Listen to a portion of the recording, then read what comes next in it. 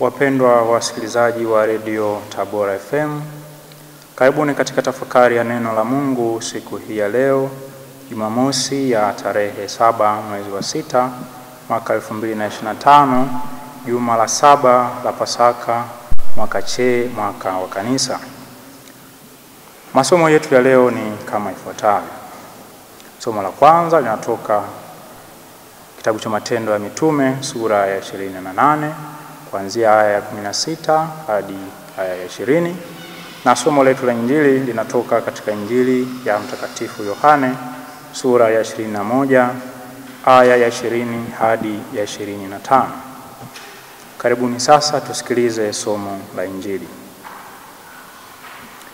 Petro akageuka akamwona yule mwanafunzi aliyependwa na Yesu anafuata. Ndiye huyo aliyeegama kifuani pake wakati wa kula chakula jioni. Akasema, "Bwana, ni nani akusalitie?" Petro akamwona huyo akamwambia Yesu, "Bwana, na huyu je?" Yesu akamwambia, "Ikiwa nataka huyu akae hata nijapo, imekupasaje wewe? Wewe unifuate mimi." Basi neno hilo likaenea katikati ya ndugu ya kwamba mwanafunzi yule hafi. Walakini Yesu hakumwambia kwamba hafi, bali, "Ikiwa nataka huyu akae hata nijapo, imekupasaje wewe?" Huyu ndiye yule mwanafunzi ayashuhudiaye haya na aliyeandika haya, nasi twajua ya kuwa ushuhuda wake ni kweli. Kuna na mambo mengine mengi aliyoyafanya Yesu, ambayo yakiandikwa moja moja, nadhani hata ulimwengu usingetosha kwa vile vitabu vitakavyoandikwa. Neno la Bwana. Sifa kwako, Kristo.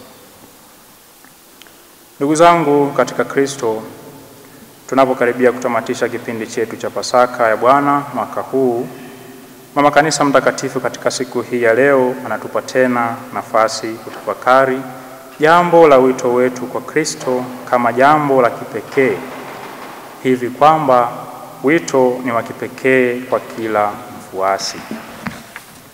Wito ni wa kipekee kwa kila mfuasi. Mpendwa mfuatiliaji wa redio yetu ya Tabora FM, tunaitwa na Mungu kwa namna tofauti, kwa kazi tofauti na malengo tofauti tofauti pia. Ndio sababu pia kuna mito tofauti tofauti ndani ya kanisa, bali atuitaye ni mmoja, naye ndiye Mungu mwenyewe. Katika Injili tuliyosikia hivi punde, tena hasa tukianzia mstari ule wa 18, tunaona Yesu anamwambia Petro maneno haya, "Ukweli, ukweli nakuambia, utakapokuwa mzee utanyosha mikono yako, na mwingine atakufunga na kukuchukua usikotaka." Baada ya hapo Yesu anamwambia Petro, "Nifuate mimi." Hapa tunapata picha ya mazungumzo kati ya Yesu na Petro baada ya ufufuko wake, akionyesha ni aina gani ya mauti ambayo mtume huyu Petro atakufa akimtukuza Mungu.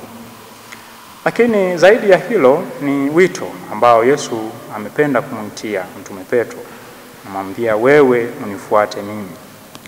Katika hali hii na kibinadamu zaidi, Petro anamuona yule mwanafunzi mwingine ambaye kwa kawaida anaaminika kama ni Yohane kuwa anastahili kufuatana naye katika wito alioitiwa na Yesu, kiasi cha kumuuliza Yesu, "Bwana, na huyu je?" Jibu la Yesu ni la muhimu sana. Yesu anasema, "Wewe unifuate mimi." Hapa Yesu anasisitiza wito binafsi kwa kila mfuasi. Mungu ana mpango maalum kwa kila mmoja wetu, na hatupaswi kujilinganisha na wengine na kuhangaika kuhusu hatima zao ama mwisho wao. Wajibu wetu ni kumfuata Yesu kwa uaminifu katika njia ambayo ametuitia sisi binafsi. Ndio kusema wito wa Petro si wito wa huyo mfuasi mwingine. Yesu anakataa swali la Petro ambalo linaashiria kujishughulisha na maisha ya wito wa watu wengine, badala ya kuzingatia wito wake mwenyewe. Ni ukweli kwamba mara nyingi ni rahisi sana kufuatilia habari na mambo yanayofanywa na wengine na kulinganisha ama karama ama vipaji ama huduma zetu na wengine. Mungu hufanya kazi na yeyote kwa kusudi lolote apendalo yeye.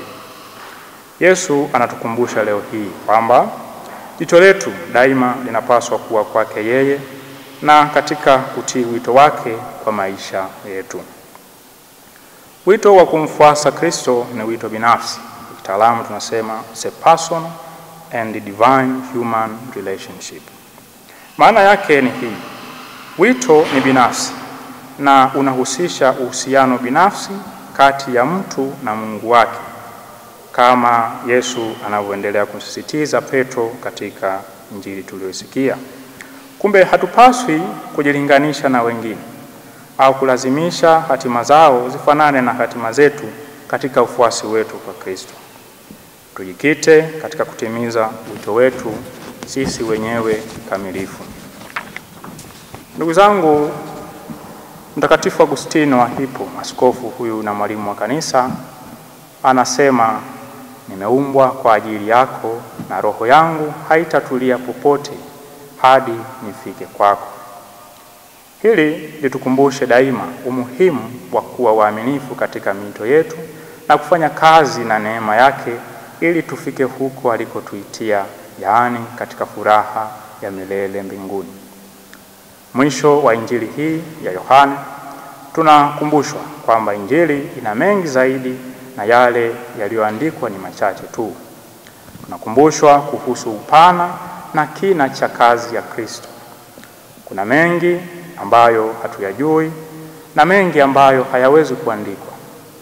Hii itufungue akili zetu na kutukumbusha kwamba yale tunayoyajua ni sehemu tu ya yote aliyoyafanya na anayoendelea kuyafanya Bwana wetu Yesu Kristo.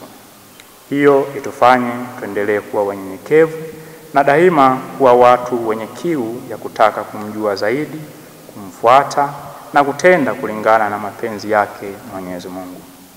Tufanye hivyo kwa moyo, huku tukishirikiana na neema ya Roho Mtakatifu ili tuweze kuyatimiza hayo yote kadiri ya mpango wake Mungu.